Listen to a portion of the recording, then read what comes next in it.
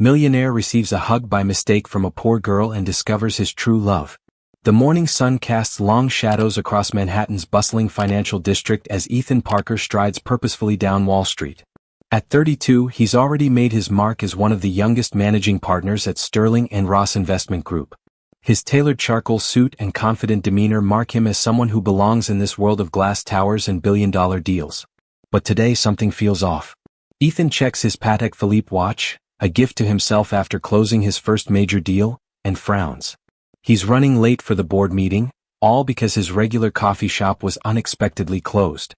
Now he's forced to venture into unfamiliar territory, following his phone's directions to the nearest cafe that might meet his exacting standards.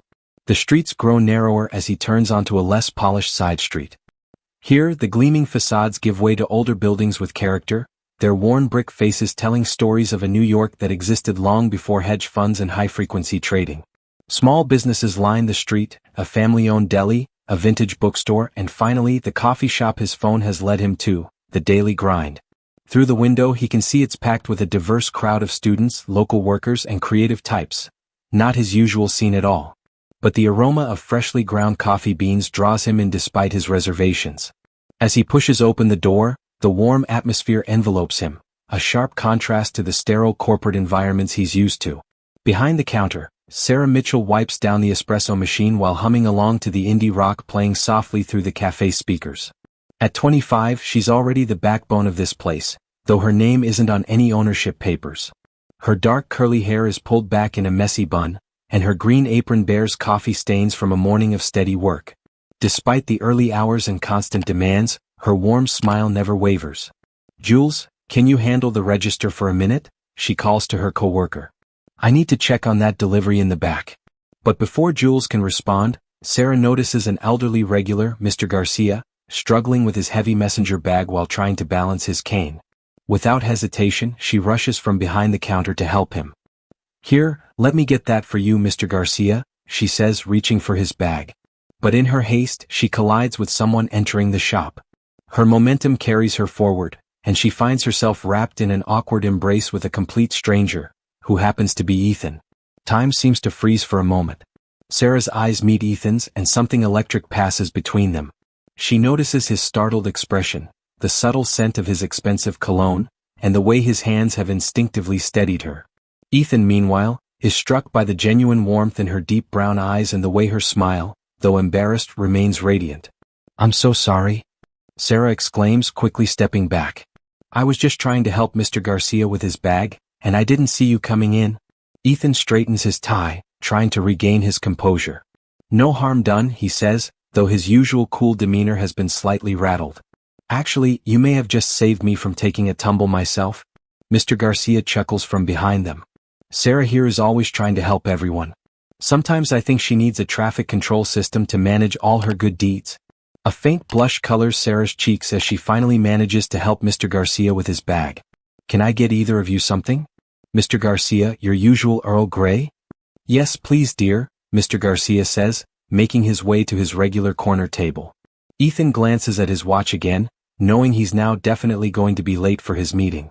But somehow the thought doesn't bother him as much as it should.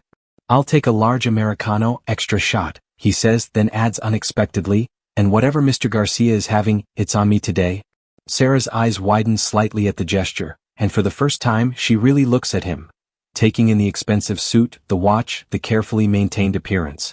He's clearly not from this neighborhood, yet there's something approachable about him that she hadn't expected.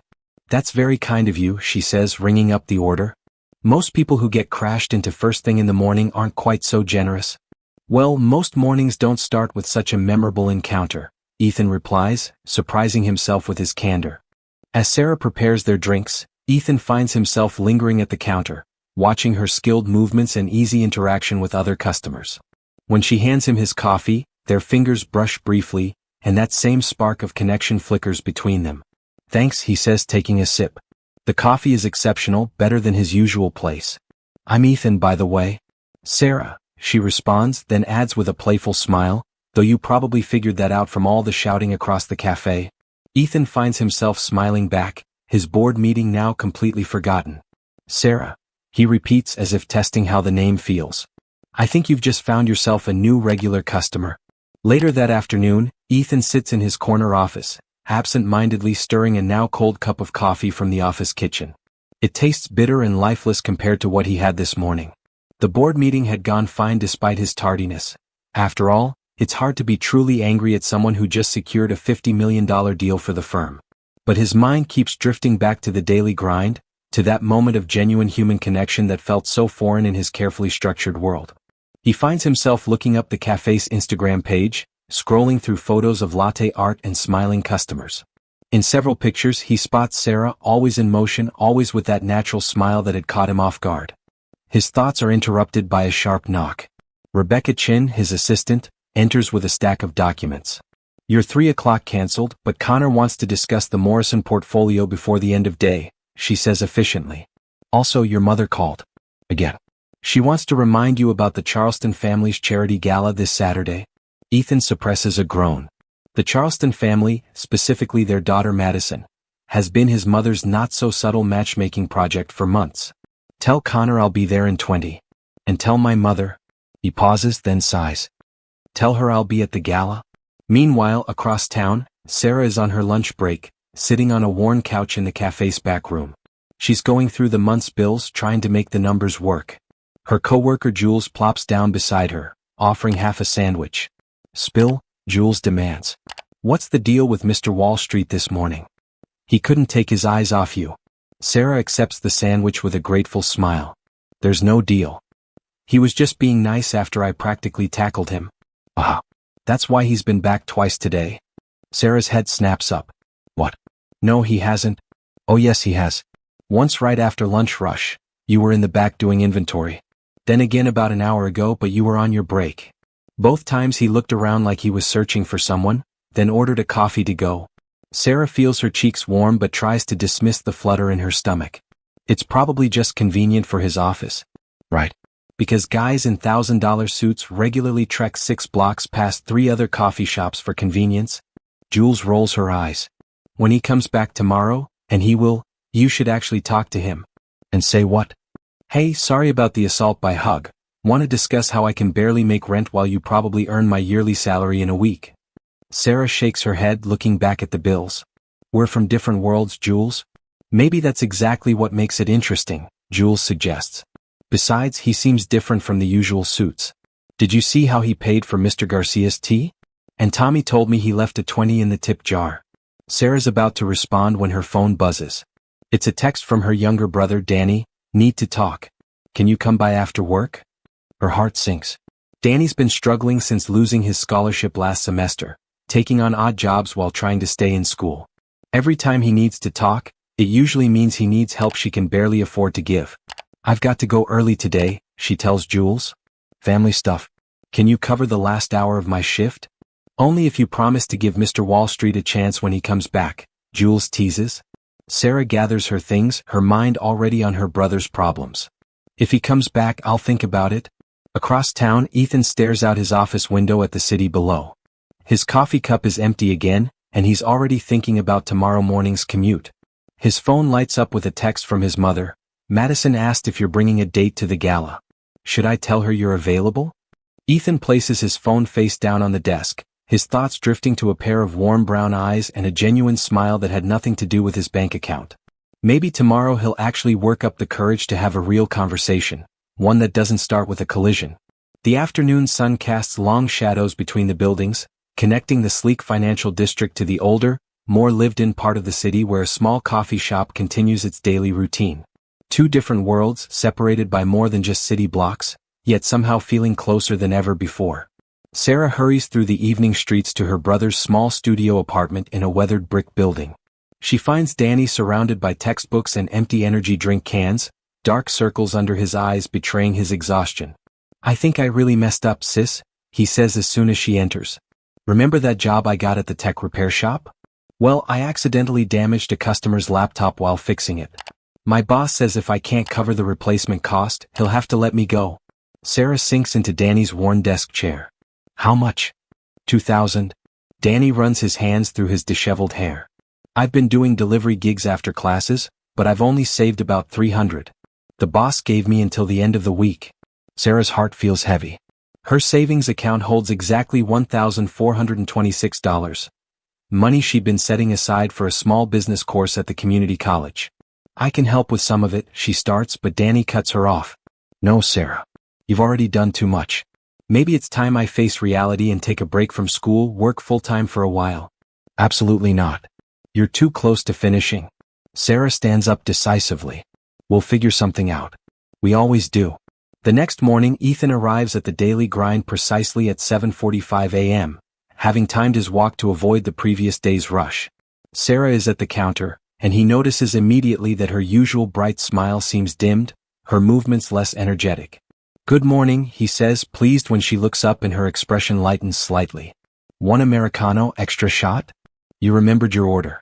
I'm impressed, Sarah teases, though her heart isn't quite in it. Most new customers spend at least 5 minutes studying the menu. I know what I like when I see it, Ethan responds, then adds more softly, though you seem like you could use the coffee more than me today. Everything okay? Sarah starts preparing his drink, surprised by his perceptiveness. Just family stuff. Nothing coffee can't fix. I don't know about that, Ethan says, leaning slightly on the counter. But I'm told I'm a pretty good listener if you want to talk about it. Sarah looks up, meeting his eyes.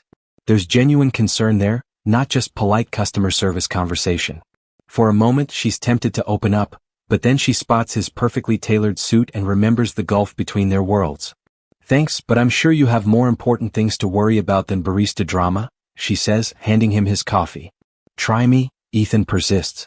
I have 30 minutes before my first meeting, and I'd rather spend it here than staring at spreadsheets. Something in his tone breaks through her defenses. Before she knows it, Sarah finds herself telling him about Danny, the laptop, and the looming deadline. She leaves out the part about her savings, but Ethan seems to read between the lines. Your brother's lucky to have you, he says when she finishes. Then, after a moment's hesitation, he pulls out his business card. Listen, I know some people in tech. Maybe I could make a few calls, see if anyone's hiring? A part-time job with better pay might help your brother's situation. Sarah stares at the card, heavy cardstock, embossed lettering, Sterling and Ross Investment Group. You don't have to do that. I want to, Ethan says simply. Besides, I believe in investing in potential. From what you've told me, your brother has plenty of that. Their eyes meet again and Sarah feels that same connection from yesterday, stronger now. The moment is broken by Jules calling from the back. Sarah, delivery guy's here with the supplies. I should go, Sarah says reluctantly. But thank you. Really? I'll be back tomorrow, Ethan promises. Let me know if you change your mind about the help. As he walks to his office, Ethan pulls out his phone and cancels his lunch meeting. Instead, he spends the hour researching tech repair costs and making calls to his contacts in various startups. He tells himself it's just about helping someone in need, but he knows there's more to it. That evening, as Sarah counts out her savings and tries to figure out how to stretch it further, she finds herself looking at Ethan's business card. His gesture of help, without any expectation of return, has touched something in her. Maybe Jules was right. Maybe the difference in their worlds isn't as insurmountable as she thought. Rebecca stands in Ethan's office doorway, her expression a mixture of confusion and concern. You want me to cancel your Thursday dinner with the Charlestons? The dinner your mother has been planning for weeks? Something came up, Ethan replies, not looking up from his computer where he's reviewing tech industry job boards. An important client meeting? On Thursday evening? At a coffee shop in Lower Manhattan? Rebecca raises an eyebrow. The same coffee shop you visited every day this week? Now Ethan does look up. Have you been tracking my movements? Your mother has. Apparently, Madison Charleston's friend works in that building across the street and noticed you've developed quite the coffee habit. Rebecca closes the door and lowers her voice. She told your mother, who called me in a panic about some inappropriate waitress distracting you from suitable matches. Ethan feels a flash of anger. Sarah's not a waitress, she's... He stops, realizing he's only proving Rebecca's point. It's not what you think. I'm helping her brother find a job. Right. Because that's normally what Millionaire investment partners do. Personally handle job placements for random coffee shop employee siblings. Rebecca sighs. Look, I'm not judging. But you might want to figure out what you're really doing here before your mother starts her usual interference. Meanwhile, at the daily grind, Sarah is trying to teach Danny how to make a proper latte. She convinced her manager to give him a few shifts to help earn extra money, though they both know it's only a temporary solution. You're still thinking about taking his help, aren't you? Danny asks, watching his sister clean the espresso machine. The suit guy? His name is Ethan, Sarah corrects automatically. And no. Maybe. I don't know. She turns to face her brother. It's complicated. What's complicated? He offered to help me find a better job. Exactly. He offered to help you find a job at some fancy tech startup where he probably sits on the board. Then what? We'd owe him. People like that don't do things for free, Danny. Or maybe he just likes you, Danny suggests. He's been here every morning this week. Today he stayed for almost an hour just talking to you about that book you mentioned. Sarah remembers the conversation. How Ethan's face lit up when she mentioned her love for classic literature, how they'd gotten into a friendly debate about Steinbeck versus Hemingway. It had felt so natural, like talking to an old friend. It doesn't matter if he likes me, Sarah says firmly. We're from different worlds. Look at this place, look at us. Do you really think someone like him could understand our life? The bell above the door chimes, and Sarah looks up to see an elegantly dressed older woman enter. Something about her perfectly coiffed silver hair and scrutinizing gaze makes Sarah straighten her apron self-consciously. Welcome to the daily grind, Sarah says with her usual warm smile. What can I get for you? The woman looks around the cafe with barely concealed disdain. Are you Sarah? Sarah's smile falters slightly. Yes, I am. Have we met? No, dear, we haven't. I'm Catherine Parker, Ethan's mother. She pronounces each word precisely, like she's speaking to a child. I wondered if we might have a little chat. Danny steps closer to his sister protectively, but Sarah touches his arm. It's okay, she says quietly. Jules, can you cover for me for a few minutes? Catherine chooses a table in the corner, removing a handkerchief from her designer purse to wipe the chair before sitting. Sarah sits across from her, her heart pounding but her expression composed. I'll be direct, Catherine begins. My son has always had a soft heart for charity cases. It's admirable really, but it can lead to misunderstandings. I'm sure you're a lovely girl, but surely you can see that any sort of relationship between you and Ethan would be inappropriate. Mrs. Parker, Sarah starts, but Catherine holds up a manicured hand. Please let me finish. The Charleston family's charity gala is this Saturday. Madison Charleston has had her eye on Ethan for months. They would make a perfect match. Similar backgrounds, similar values. I'd hate to see anyone get hurt because of a temporary infatuation. Sarah feels her cheeks burn, but she keeps her voice steady. With all due respect, Mrs. Parker, I haven't asked Ethan for anything. He's just a customer who offered to help my brother find a job. And that's exactly how it should stay. Catherine reaches into her purse and pulls out a check. I'm prepared to be generous. This should cover any expenses your brother has, plus a bit extra for your discretion. Sarah stares at the check, feeling sick. I think this conversation is over. She stands up, her hands shaking slightly. Your son's coffee will be on the house today, Mrs. Parker, but please don't come back here again. As Catherine leaves, Sarah catches a glimpse of her reflection in the window, her second-hand clothes, her coffee-stained apron, her messy hair. For the first time since meeting Ethan, she feels every inch of the distance between their worlds. The next morning, Sarah arrives early to work, hoping to sort out her thoughts before the morning rush. But at 7:43, her heart sinks as she sees Ethan approaching through the window. For the first time, she wishes he'd go to any other coffee shop in the city. He enters with his usual warm smile, but it fades when he sees her expression. Sarah? Is everything okay? Your usual? She asks, already turning to the espresso machine, avoiding his eyes. Sarah, look at me. What's wrong? You should try Bluestone Coffee on Park Avenue, she says quietly, still not meeting his gaze.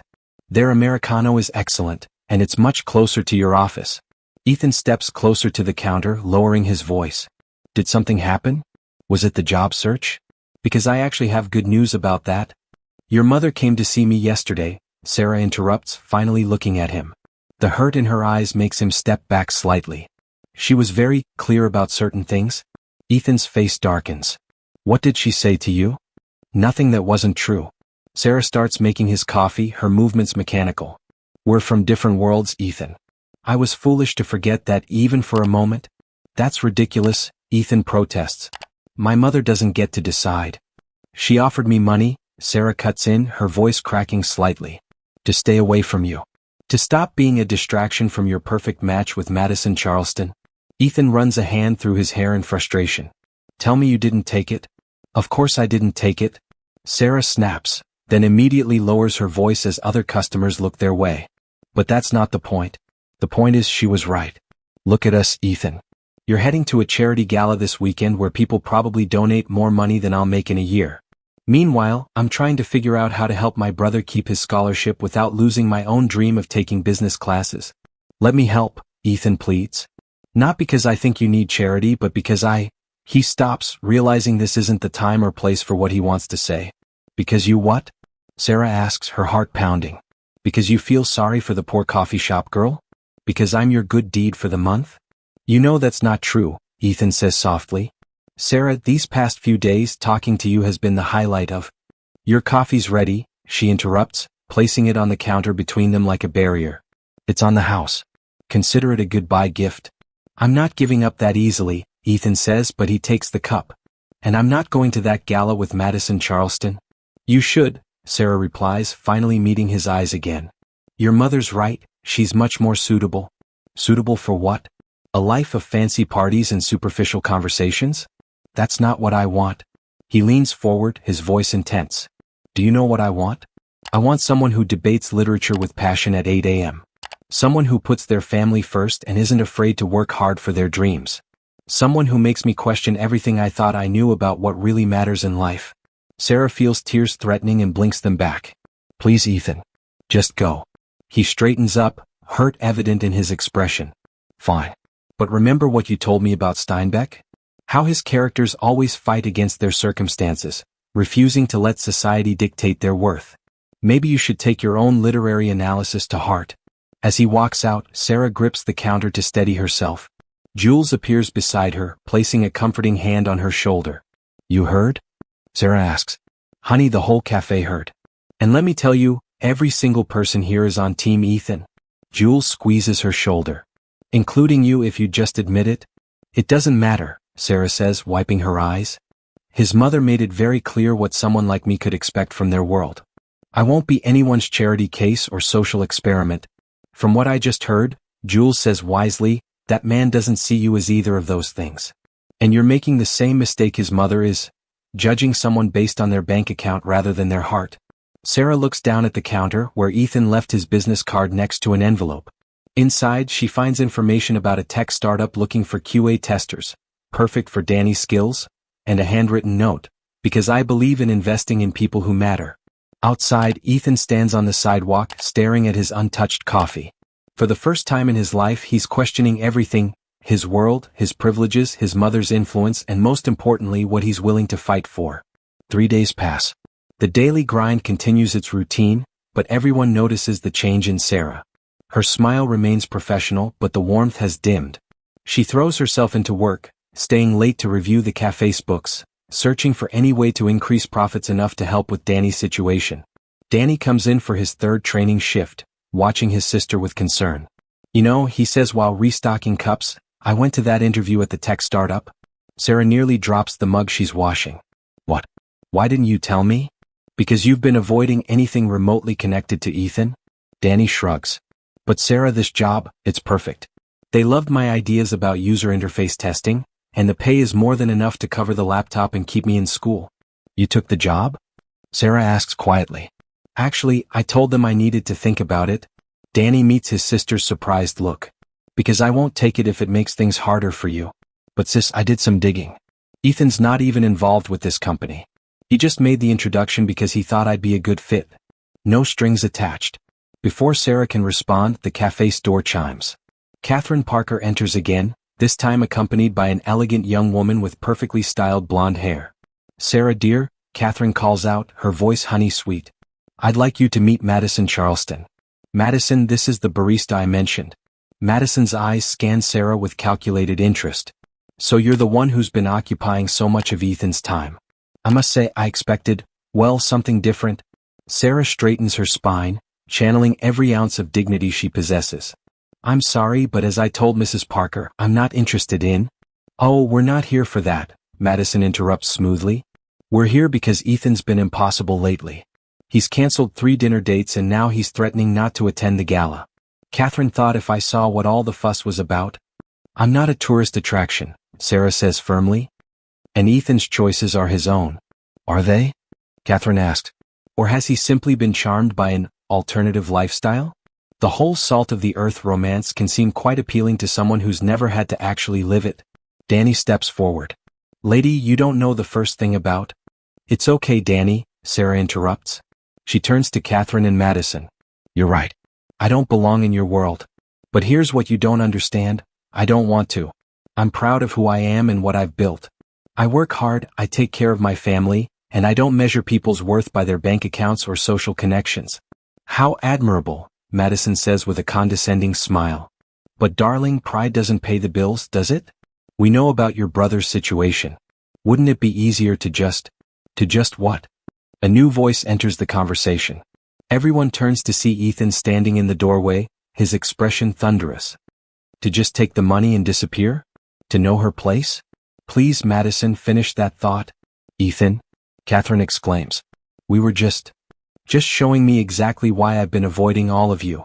Ethan moves to stand beside Sarah. Do you want to know what I see when I look at Sarah? I see someone who works harder than anyone I know, who puts everyone else first, who made me question every privileged assumption I've ever had. He turns to Sarah, his voice softening. Who made me realize that success isn't about the money you make, but the lives you touch.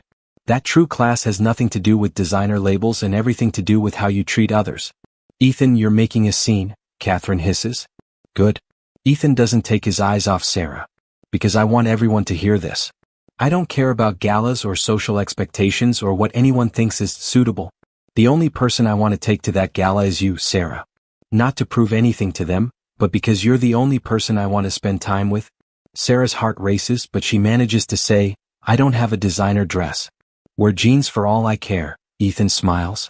Or better yet, skip the gala entirely. We'll get pizza and you can tell me more about why Steinbeck is better than Hemingway. This is absurd, Madison huffs. Catherine, are you hearing this? But Catherine is watching her son with new eyes, seeing something she hasn't noticed before. He's happy. Truly happy, in a way she hasn't seen since before his father died and left him carrying the weight of family expectations. Perhaps, Catherine says slowly, we should go. If you're enjoying this video and want more content like this, make sure to hit that subscribe button and turn on the notification bell. That way you won't miss out on any of the amazing stories we have coming up. Your support really helps the channel grow and keeps us bringing you more of what you love. Thank you. After Madison storms out and Catherine follows with one last lingering look at her son, the cafe falls into silence. Other customers pretend to return to their coffees, but everyone's watching Sarah and Ethan. You didn't have to do that, Sarah says softly. Yes, I did. Ethan runs a hand through his hair, messing up its perfect styling. I should have done it sooner. I'm so sorry about all of this. Jules clears her throat loudly. Hey, Danny, help me check inventory in the back? Like really far in the back. As they leave, Sarah finds herself fighting a smile despite everything. Your mother's going to be furious? Probably, Ethan agrees. But do you know what I realized this week? I've spent my entire life trying to be what everyone else wanted. My father's successor, my mother's perfect son, the firm's youngest partner, Madison's suitable match. The only time I feel like myself is when I'm here talking to you. Ethan? Sarah starts, but he holds up a hand. Let me finish. You were right about one thing, we are from different worlds. But that's exactly why I need you in my life. You challenge everything I thought I knew. You make me want to be better, not for my mother's approval or society's expectations, but for myself. Sarah looks down at her coffee-stained apron, then back at him. I'm still not going to that gala. Ethan laughs, relief evident in his face. Thank God. I hate those things anyway. He sobers slightly. But I meant what I said about getting pizza. Or we could try that little Italian place around the corner. Or there's a food truck that parks by the park on Thursdays. Are you asking me on a date? Sarah's trying to sound casual, but her heart is pounding. I'm asking for a chance, Ethan says. A chance to show you that the world I want to be part of is wherever you are. Before Sarah can respond, Danny pokes his head out from the back. Sorry to interrupt this extremely romantic moment, but sis, you should see this. He's holding his phone, showing an email from the tech startup. They're offering me the job. Full benefits, flexible hours for school, and... He pauses for effect. They'll cover the laptop replacement as a signing bonus. Sarah feels tears welling up in her eyes as she hugs her brother. When she pulls back, she sees Ethan watching them with a soft smile. You really didn't pull any strings? She asks him. Just made an introduction, Ethan confirms. Danny did the rest. They were impressed by his knowledge and passion. Exactly like I was impressed by another Mitchell sibling who knows more about classic literature than anyone I've ever met. Sarah wipes her eyes, laughing slightly. If you're trying to butter me up with literary references, is it working? Maybe. She takes a deep breath. But I have conditions. First, no more interference from your mother. Done. Though I think you might have actually impressed her with how you stood up to her. She respects backbone even if she'd never admit it. Second, Sarah continues, we take things slow. Get to know each other properly outside of coffee shop conversations. Agreed. Though I'm still going to come here every morning for my coffee. Third, Sarah's voice gets serious, you have to accept that I'm going to pay my own way. No grand gestures, no trying to solve my problems with money. I need to know you respect my independence. Ethan nods solemnly. I promise. Though I reserve the right to leave ridiculously large tips because the service here is exceptional. And finally, Sarah steps closer to him, you have to admit that Steinbeck is objectively better than Hemingway. This startles a genuine laugh out of Ethan. Now that's going too far. But I'm willing to debate it over pizza. Tomorrow night? Sarah suggests, her heart feeling lighter than it has in days. It's a date? Ethan grins. Though I might need another coffee to get through today's meetings first. Coming right up, Sarah says, moving behind the counter. As she makes his Americano, she realizes something has shifted. The distance between their worlds doesn't seem so vast anymore, not when they're building their own bridge across it, one conversation at a time. 2 weeks later, Sarah sits in a small pizzeria, watching in amusement as Ethan tries to eat a slice of New York-style pizza without getting sauce on his custom-made shirt. They've fallen into a comfortable routine, coffee in the mornings, casual dinners a few times a week, and endless conversations about everything and nothing. You know you can take off the tie, she teases. The pizza police won't arrest you. And ruin my reputation as the best-dressed customer in Tony's pizzeria? He grins, finally giving in and loosening his tie. Besides, I came straight from a client meeting. Not all of us can pull off the casual look as well as you do. Sarah glances down at her simple sundress, a thrift store find that she'd altered herself. I have news, she says, changing the subject. I enrolled in that business course at the community college. Ethan's face lights up. Sarah, that's fantastic. When do you start? Next month. I can take evening classes after my shifts. She takes a deep breath. And I've been talking to the cafe owner. Mr. Henderson is thinking about retiring in a few years. He said if I get my business degree, he'd consider selling me the cafe. Really? Sarah, that's perfect. You practically run the place already. Ethan leans forward excitedly. Have you thought about how you'd want to develop it? I have some ideas. Sarah's eyes sparkle as she talks about her dreams. I'd keep the core of what makes it special. The community feel, the regular customers who've become family. But maybe expand the menu, add some evening events like poetry readings or local music nights? You'd be amazing at that, Ethan says softly, watching her enthusiasm. You know, if you ever need help with the business plan? Ethan, she warns playfully. He holds up his hands in surrender. Not offering money or solving problems. Just offering my professional expertise as a sounding board. Completely different thing. Speaking of professional, Sarah says, how did your mother take the news about you turning down the Charleston merger? Ethan grimaces slightly. Let's just say Madison's father wasn't thrilled that his company's merger proposal got rejected the same week his daughter got rejected for the gala. But honestly, it wasn't a good deal for either company. I think my mother actually respected that I made the decision based on business merit rather than social connections. And the fact that you showed up to Sunday brunch with a coffee shop owner's business card instead of Madison's phone number? She's adapting. Ethan reaches across the table to take her hand. Actually, she asked if you'd come to dinner next week. A proper dinner, just the three of us. She said something about wanting to understand what her son sees in someone who can quote John Steinbeck at will. Sarah tenses slightly. I don't know, Ethan. Last time I saw your mother? Hey, he squeezes her hand. This is different. No games, no manipulation. Just dinner. And if she says anything inappropriate, we'll leave. Together. Sarah studies his face, seeing the sincerity there. Okay. But I'm not wearing designer anything. Wear whatever makes you comfortable. Though, he adds with a mischievous smile, if you really want to shock her, we could stop by that vintage bookstore you love and you could bring up your theory about how The Great Gatsby is actually a critique of the American dream. Sarah laughs. Now you're just trying to start trouble? Maybe a little? His expression grows more serious. But mostly I want her to see what I see, Someone brilliant, passionate, and absolutely genuine. Someone who makes me question everything I thought I wanted and show me what I actually need. And what's that? This. He gestures between them. Real conversations. Laughing over pizza. Debating books and life and everything in between. No pretense, no social climbing, just us. Sarah feels warmth spread through her chest.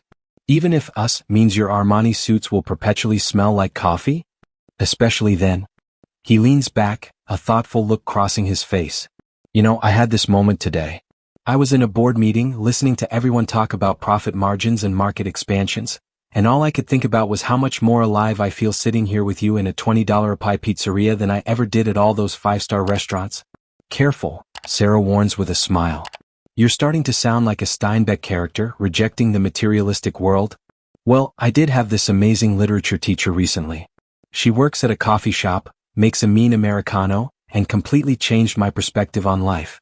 Sunday evening arrives, and Sarah stands in front of Catherine Parker's Upper East Side townhouse, her heart racing. She's wearing her best dress, a navy blue vintage piece she found at a consignment shop, and holding a bottle of wine that Ethan assured her was both nice enough to impress his mother and not so expensive as to violate her independence. Just then, her phone buzzes with a text from Danny. Crushed my first week at the new job. Boss says I have natural talent. Smiley face. Thanks for always believing in me, sis. Sarah smiles, feeling her confidence grow. If Danny can thrive in his new world, she can handle one dinner. Ethan opens the door before she can ring the bell. I was watching for you, he admits, then whispers, you look beautiful. Is she here yet? Catherine's voice calls from inside. Ethan, don't leave her standing on the doorstep. The Catherine Parker they find in the dining room is different from the intimidating figure who stormed into the coffee shop. She's more relaxed, wearing an elegant but simple black dress, and her smile seems genuine if uncertain. Sarah, thank you for coming. Catherine gestures to the professionally set table. I thought we'd keep it informal tonight. Just us. Sarah notices the table is set for 3, not the army of servants and guests she'd half expected. Thank you for inviting me, Mrs. Parker. The house is beautiful. Catherine, please. She accepts the wine with appropriate appreciation. Ethan tells me your brother started a new position in tech? Yes, he's loving it. Sarah relaxes slightly as they sit down. The company really values his perspective on user experience design. Impressive. Catherine studies her over her wine glass. You must have worked very hard to help him get his education. We look out for each other, Sarah says simply. That's what family does. Something flickers in Catherine's eyes. Yes, it is. She glances at Ethan. My late husband used to say the same thing. Perhaps that's why Ethan was so drawn to your cafe. It has that sense of family he grew up with before. She trails off. Before Dad died and we got lost in maintaining appearances? Ethan finishes softly. He reaches for Sarah's hand under the table. The daily grind reminded me what real connections feel like. Catherine dabs at her eyes with her napkin. I suppose I haven't been very good at that lately, have I? Trying to force you into a mold, pushing you toward what I thought was best. Mom? Ethan starts, but Catherine continues. When I came to the cafe that day, I thought I was protecting you. But watching you stand up for Sarah, seeing how happy you've been these past weeks, I realized I was the one who needed to change. Sarah feels tears threatening. Mrs. Parker, Catherine, I want you to know I never meant to cause any trouble. I care about Ethan because of who he is, not what he has. I know that now. Catherine reaches across the table to touch Sarah's hand. And please forgive an old woman's prejudices. Sometimes we hold so tightly to our ideas of what's proper that we forget to see what's real. The rest of dinner flows more naturally.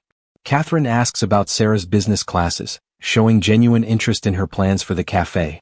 Sarah finds herself sharing stories about growing up with Danny, and Catherine responds with tales of young Ethan's adventures. He was always different from his peers, Catherine recalls fondly. While other boys wanted toys, Ethan begged for books. He'd stay up all night reading under the covers with a flashlight. That explains the Hemingway obsession, Sarah teases, making Ethan groan. Not you too, Mom. I need at least one person on my side in the great literature debate. Sorry, darling, but I've always been more of a Steinbeck woman myself. As they laugh together, Sarah realizes something has shifted. The walls between their worlds haven't completely fallen, but there are doors now, and they're slowly opening. 3 months later, Sarah stands in the daily grind after closing, surrounded by spreadsheets and business plans. Her first semester of classes is almost over, and Mr. Henderson has been letting her take on more management responsibilities. Ethan sits at the counter, his suit jacket discarded and sleeves rolled up, helping her review the numbers. These profit margins are actually really solid, he says, studying the spreadsheet. Especially considering the location and market competition. I've been implementing some of what I learned in class, Sarah explains, pouring them both fresh coffee. Simple things like adjusting our ordering schedule to reduce waste, introducing seasonal specials. It's not revolutionary, but it's working, Ethan finishes. Mr. Henderson must be impressed. He offered to start teaching me about the supplier relationships next month. Sarah sits beside him, their shoulders touching. Sometimes I can't believe this is really happening. A year ago I was just trying to keep Danny in school, and now he's thriving at his job, you're acing your classes, and this place is doing better than ever. Ethan turns to face her. You did that, Sarah. All of it? Not all of it, she corrects softly. I had help. From Danny working extra shifts, from Jules covering for me when I have classes, from you believing in me. Speaking of belief, Ethan reaches into his briefcase. I have something for you. And before you protest, it's not what you think. He pulls out a folder and hands it to her. Inside, Sarah finds information about small business grants and loan programs specifically for women entrepreneurs. I didn't apply for anything, he explains quickly. I just did the research. These are all independent programs with no connection to me or my firm. I thought maybe when you're ready to buy the cafe. Sarah's eyes fill with tears as she reads through the materials. Ethan, thank you. Hey, don't cry, he says, pulling her close. I'm just the research assistant. You're the one who's going to make it happen. Just then the bell above the door chimes. They look up to see Danny entering, practically bouncing with excitement. I thought you were working late, Sarah says, wiping her eyes. I was, but I had to tell you in person. Danny can barely contain his grin. Remember that app idea I mentioned to my team? The one about making tech more accessible for older users? They loved it. They're giving me a small team to develop a prototype. Sarah jumps up to hug her brother. Danny, that's amazing. There's more, he continues. If it works out, they're going to sponsor me to finish my degree. Full tuition. Ethan stands to shake Danny's hand. Congratulations, man. That's seriously impressive. Thanks, Danny says, then looks meaningfully at his sister. You know, I wouldn't be here if you hadn't pushed me to keep trying. To not give up on school even when it seemed impossible. We Mitchell siblings are pretty stubborn that way, Sarah says proudly. Speaking of stubborn Mitchells, Danny grins. Mom called. She's coming to visit next week. Says she wants to see this fancy coffee shop her children keep talking about. Sarah's eyes widen. Mom's coming? But she hasn't been to the city in years, not since Dad died, Danny finishes quietly. I think seeing us doing well, following our dreams, it's helped her heal too. Ethan watches the siblings, seeing the mix of emotions on their faces. Why don't we host a proper dinner for her? My place has plenty of room. No fancy restaurants? Sarah asks, remembering their deal. No fancy anything, Ethan promises. Just family. Though. He hesitates, then continues, my mother might stop by. She mentioned wanting to meet the woman who raised two such impressive children. Sarah laughs, the sound full of joy and disbelief. Can you imagine? 6 months ago, I was just the coffee shop girl who hugged a stranger by mistake. Best mistake of my life, Ethan says, pulling her close again. Though I still think you did it on purpose to convert me to Team Steinbeck. Please, Sarah rolls her eyes. Like I needed to resort to trickery. My literary arguments are completely convincing on their own. Danny watches them with a knowing smile. You know, sis, for someone who was worried about belonging in his world, you've done a pretty good job of pulling him into ours instead. Sarah looks around the cafe, at the worn but comfortable chairs, the local art on the walls, the chalkboard where she writes literary quotes each morning. Then she looks at Ethan, who seems more at home here in his rumpled shirt and loosened tie than he ever did in those glossy corporate offices. Maybe it's not about his world or my world anymore, she says thoughtfully. Maybe we're just building our own. A week later, Sarah straightens the fresh flowers on the cafe's counter, smiling at how far the place has come. New local artwork brightens the walls, carefully selected by Jules, who's proven to have an eye for emerging artists. The evening poetry readings she started have become a neighborhood highlight, bringing in a diverse crowd that bridges the gap between Wall Street suits and artistic souls. The bell chimes and Sarah looks up to see her mother, Linda Mitchell, entering with Danny. She hasn't changed much. Still the same warm eyes and weather-worn hands that raised them on her teacher's salary after their father passed. Mom? Sarah rushes around the counter to embrace her. Linda holds her daughter tight, then pulls back to look around. So this is your place? Danny's told me so much about it, but seeing it... She touches the counter reverently. Your father would have loved this. You think so? Sarah's voice wavers slightly. Oh honey. He always said you had his entrepreneurial spirit. Remember how you used to set up that lemonade stand every summer? You didn't just sell drinks, you created an experience. Story time for the younger kids, comfortable chairs for the parents. She hasn't changed, Danny chimes in. You should see her with the regulars here. She remembers everyone's drinks, their stories, their dreams. The bell chimes again and Catherine Parker enters, looking elegant but approachable in a casual blazer. She's carrying a small wrapped package. I hope I'm not too early, she says, then turns to Linda. You must be Sarah and Danny's mother. I'm Catherine, Ethan's mother. Sarah holds her breath, watching the two women size each other up. But Linda just smiles warmly. Linda Mitchell. I hear our children have been quite the talk of both our worlds. Indeed they have, Catherine agrees.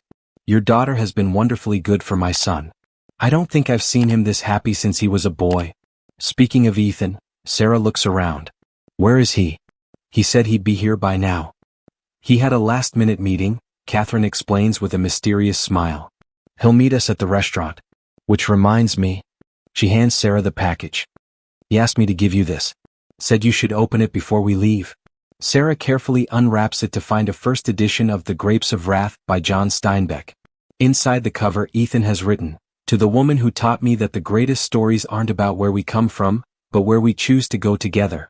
Oh, that boy's got it bad, Jules comments, peering over Sarah's shoulder. He certainly does, Catherine agrees proudly. Though I must say, it's refreshing to see him care about something more meaningful than market shares and merger deals. Linda picks up the book, examining it with a teacher's appreciation. You know, I used to read Steinbeck to these two when they were young. Their father thought I was crazy that they were too young for such heavy themes. But Sarah especially, she understood. The dignity in ordinary lives, the strength in community. That's exactly what she brought to Ethan's life, Catherine says softly. A reminder that true worth isn't measured in dollars and cents. Sarah clutches the book to her chest, overwhelmed by the moment, her mother and Catherine chatting like old friends, Danny successful and happy, her cafe thriving, and Ethan. Ethan who keeps finding new ways to show her that love transcends all boundaries. We should head to the restaurant, Catherine suggests, checking her watch. Ethan's probably waiting. As they gather their things, Mr. Henderson appears from his office. Sarah, could you stop by early tomorrow? There are some papers I'd like to discuss with you. Sarah nods, her heart skipping. She's pretty sure she knows what papers he means. They've been talking more seriously about her eventually taking over the cafe. Looking around at her gathered family, both old and new, Sarah feels a profound sense of rightness. The girl who once worried about bridging two different worlds now realizes that love, dreams, and determination have a way of redrawing the maps entirely. When they arrive at the restaurant, Sarah is surprised to find it's the daily grind rather than the fancy place she expected. The cafe has been transformed, soft string lights hang from the ceiling, creating a warm glow, and the tables have been rearranged around a central space. Local flowers, the same kind her father used to grow, fill simple mason jar vases on every table. What's going on? She asks, but everyone just smiles knowingly. Then she sees Ethan standing in the center of the room, still in his work suit but with that slightly disheveled look she's come to love. He's holding a single coffee cup. I hope you don't mind, he says, gesturing around. I thought this was more our style than some fancy restaurant. Ethan, what is all this? He steps forward, offering her the coffee cup. Look inside. With trembling hands, Sarah takes the cup. Inside, written in perfect latte art, are the words, "Marry me?" 6 months ago, Ethan begins, his voice soft but clear, I walked into this cafe as a man who thought he had everything figured out. Success meant the corner office, the expensive suits, the right connections. Then you crashed into my life, literally, and showed me what I was missing. He takes her free hand. You taught me that true wealth isn't in bank accounts but in the way you make people feel. That real class has nothing to do with designer labels and everything to do with how you treat others. That the best love stories aren't about grand gestures but about small moments of genuine connection. Sarah feels tears rolling down her cheeks as Ethan continues. You never tried to fit into my world because you knew yours was just as valuable. Instead, you showed me how to build something new together. Every morning, I walk into this cafe not because it has the best coffee in New York, though it does, but because it has you. Your warmth, your strength, your incredible heart. He reaches into his pocket and pulls out a ring, simple, elegant, and perfectly Sarah. So I'm asking you, here in the place where our story began, surrounded by both our families, Sarah Mitchell, will you marry me? Sarah looks around at the faces watching them, her mother wiping away tears, Danny recording everything on his phone, Jules trying not to cry and failing, Catherine beaming with genuine joy, and Mr. Henderson watching proudly from behind the counter where she first learned to make coffee. She looks back at Ethan, at the man who never tried to change her but instead allowed her to change him. On one condition, she says, her voice shaking with emotion. Anything. Promise me we'll always remember this moment, not just the proposal but what it represents. Two people from different worlds choosing to create their own. I promise, Ethan says softly. After all, isn't that what Steinbeck would write about? The beauty of ordinary moments becoming extraordinary through love? Sarah laughs through her tears. Now you're just showing off your literary knowledge. Is it working? Yes, she whispers. Yes to the proposal, yes to our future, yes to everything. As Ethan slips the ring onto her finger and their families burst into applause, Sarah realizes something profound. That mistaken hug months ago wasn't a mistake at all. It was the universe's way of showing them that sometimes the best things in life come from embracing the unexpected. If you're enjoying this video and want more content like this, make sure to hit that subscribe button and turn on the notification bell. That way you won't miss out on any of the amazing stories we have coming up. Your support really helps the channel grow and keeps us bringing you more of what you love. Thank you. The next morning, Sarah arrives early at the daily grind, her new ring catching the morning light. Mr. Henderson is already waiting in his office, a stack of papers on his desk and a warm smile on his face. I suppose yesterday's excitement makes this conversation even more fitting, he says, gesturing for her to sit. Though I have to admit, young Ethan asked my permission not just for the proposal, but to use the cafe. Said it wouldn't be right to not include the place that brought you together. Sarah touches her ring unconsciously. He's full of surprises lately. Speaking of surprises, Mr. Henderson pulls out a folder. These are the preliminary ownership transfer papers. I've had my lawyer draw them up. Over the next 2 years, you'll gradually buy into the business while I phase into retirement. By then you'll have finished your business degree, and the daily grind will be entirely yours. Sarah's eyes fill with tears for what feels like the 100th time in 24 hours. Mr. Henderson, I don't know what to say. Say you'll keep the spirit of this place alive. That's all I ask. He looks around the cafe fondly. My wife and I opened this shop 30 years ago. She always said a good cup of coffee was just an excuse to create community. You understand that, Sarah? I've watched you build those connections every day. I promise, Sarah says firmly. The daily grind will always be a place where everyone belongs. Later that morning, Ethan arrives for his usual coffee, but today he's carrying a surprise of his own, a small help wanted sign. Before you say anything, he starts, seeing her questioning look. Hear me out. I've been thinking about making a change. The corporate world, the endless pursuit of bigger deals, it's not what I want anymore. Sarah's heart skips. Ethan, what are you saying? I'm saying. He takes a deep breath. I want to learn the coffee business. From the ground up. If I'm going to be married to the owner of the daily grind, I should know how to make more than just spreadsheets. You want to work here? In a coffee shop? Sarah can hardly believe what she's hearing. What about Sterling and Ross? I'll still consult for select clients. But I've talked to the board about stepping back from full-time partnership. He grins. You should have seen their faces when I said I wanted to learn the art of coffee making instead. Your mother's going to have a heart attack. Actually, Ethan says, she laughed. Said it was about time a Parker did something truly meaningful with their life. Then she asked if we could name a specialty drink after her. Jules, who's been eavesdropping shamelessly, calls out, the Catherine, extra hot, slightly bitter, but with a surprisingly sweet finish. They all laugh, and Sarah looks around her beloved cafe with new eyes. The morning sun streams through the windows, highlighting the local artwork, the worn but comfortable chairs, the regulars already settling into their favorite spots. This place that has always been her dream is becoming something even bigger. A symbol of how love can transform not just two people but entire worlds. Okay, she says finally. But you start at the bottom like everyone else.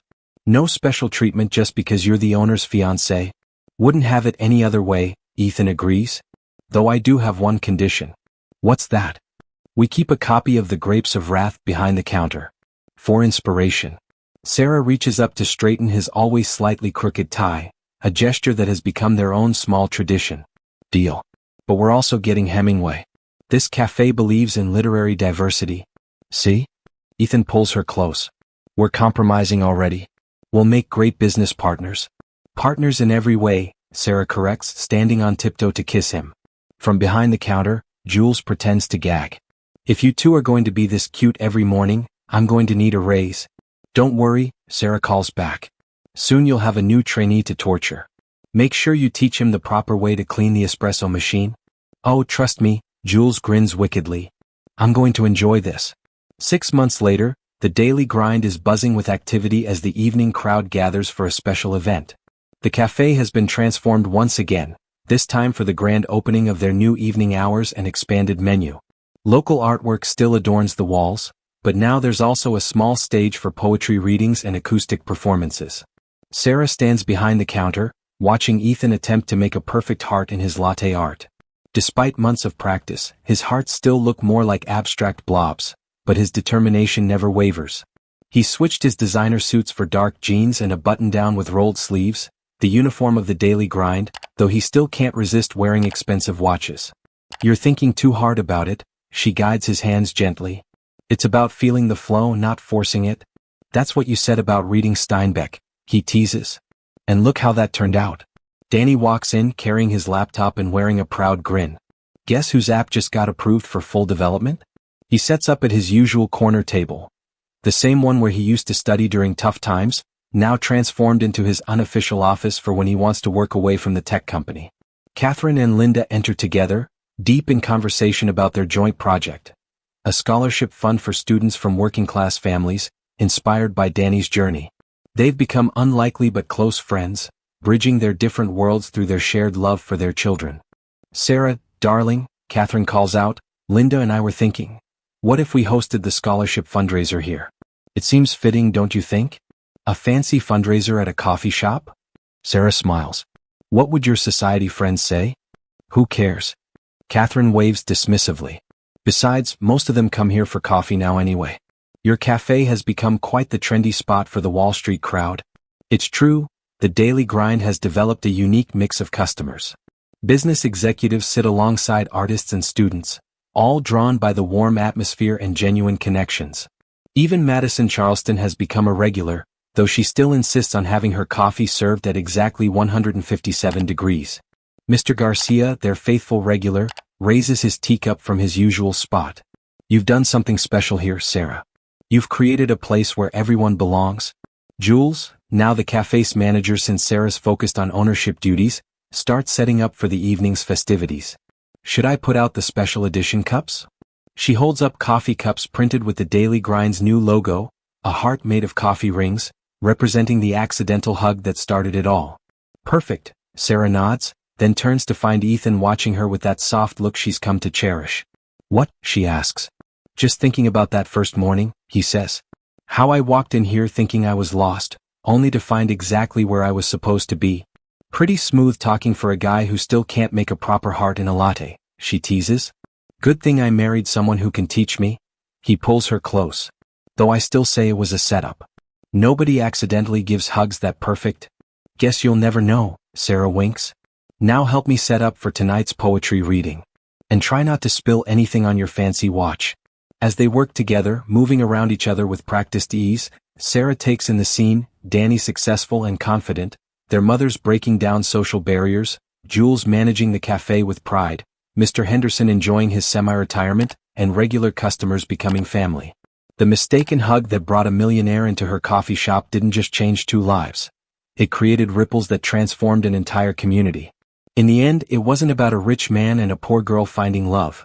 It was about two people brave enough to build a bridge between their worlds, showing others that the greatest wealth lies in the connections we make and the dreams we dare to follow. 1 year later, Sarah stands in the daily grind before opening, just as the morning sun begins to paint the city in gold. She's holding a very special coffee cup, the same one Ethan used to propose, now preserved in a small display case behind the counter alongside their first edition Steinbeck and, yes, a Hemingway too. The bell chimes as Ethan enters, earlier than usual. He's mastered the art of coffee making now, though Jules still teases him about his first few months of spectacular failures. More importantly, he's mastered the art of being truly himself. No longer the stressed executive trying to please everyone, but a man who found his own path to happiness. Ready for today? He asks, wrapping his arms around her from behind. Almost can't believe it's been a year, Sarah replies, leaning into him. Sometimes I still expect to wake up and find this was all a dream. If it is, I don't want to wake up, Ethan says, then adds with a grin, though I'm pretty sure my coffee-stained shirts are very real. The door opens again as Danny arrives with his development team. His app for making technology accessible to older users has become a surprise hit, and he's already working on expansion plans. But he still starts every morning at his sister's cafe, claiming the coffee helps him code better. Catherine and Linda come in next, carrying boxes of brochures for their scholarship foundation. They've already helped 10 students stay in school, with plans to double that number next year. The foundation's motto? Dreams don't check bank accounts. Mr. Henderson stops by too, though he's fully retired now. He just likes to visit what he calls the little cafe that could. Today he brings fresh flowers just like he did on opening day 20 years ago. As their regular customers begin to arrive, the artists and bankers, students and executives, dreamers and doers, Sarah realizes something profound. The daily grind has become more than just a coffee shop. It's proof that love isn't about fitting into someone else's world or changing who you are. It's about being brave enough to create something new together. She looks at Ethan, who's cheerfully making coffee alongside Jules, his expensive watch occasionally catching the light as he works. He catches her eye and smiles, that same warm smile that hasn't changed since the day they met. "Penny for your thoughts?" he asks during a quiet moment. "Just thinking about how one mistaken hug changed everything," Sarah replies. "How sometimes the best things in life happen when we least expect them, when we're brave enough to open our hearts to possibilities." "You know," Ethan says thoughtfully, "I don't think it was a mistake at all. I think some part of you saw someone who was lost in the wrong kind of success, who needed to be reminded what really matters in life." "And what matters?" Sarah asks, though she already knows his answer. "This," he gestures around the cafe. "Not the business, though that's great too. But the community we've built. The lives we've touched. The way we've shown people that true wealth isn't about money, it's about having the courage to be genuine, to connect, to love without boundaries." Sarah looks around at their little kingdom. At Danny mentoring a young student interested in tech, at Catherine and Linda planning their next scholarship fundraiser, at Jules training a new barista with the same patience she once showed Ethan. She sees Mr. Garcia sharing his table with a young Wall Street analyst, both of them discussing classic literature over their morning drinks. And she realizes, this is the real happy ending. Not just finding love, but creating a place where love in all its forms can flourish. Where barriers break down over cups of coffee, where dreams are born between sips of lattes, and where everyone is reminded that the greatest wealth in life comes from the connections we make and the differences we bridge. The morning sun streams through the windows, catching the steam from fresh coffee cups, creating tiny rainbows that dance across the walls. Sarah picks up the special anniversary drink they've created, the perfect blend, and raises it in a quiet toast to mistaken hugs, brave hearts, and the beautiful truth that love doesn't care about bank accounts or social status. It only cares about the courage to be real and the wisdom to recognize that our differences don't divide us. They make our story richer, just like the perfect blend of coffee.